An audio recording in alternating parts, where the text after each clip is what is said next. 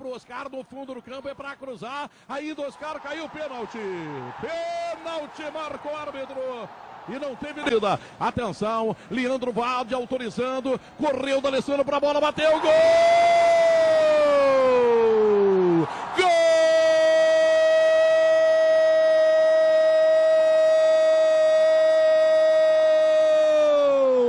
Dale!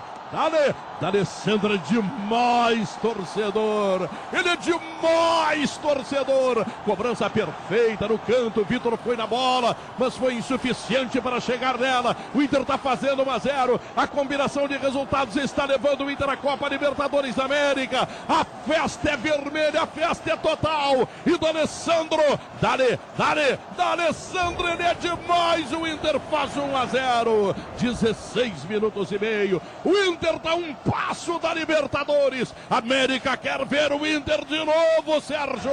E com a segurança de Andrés D'Alessandro, foi pra bola contra o Vitor, que é um pegador de pênaltis, botou no cantinho esquerdo. O Vitor ainda saltou, mas foi muito bem cobrado. O Inter está indo para Libertadores 1-0.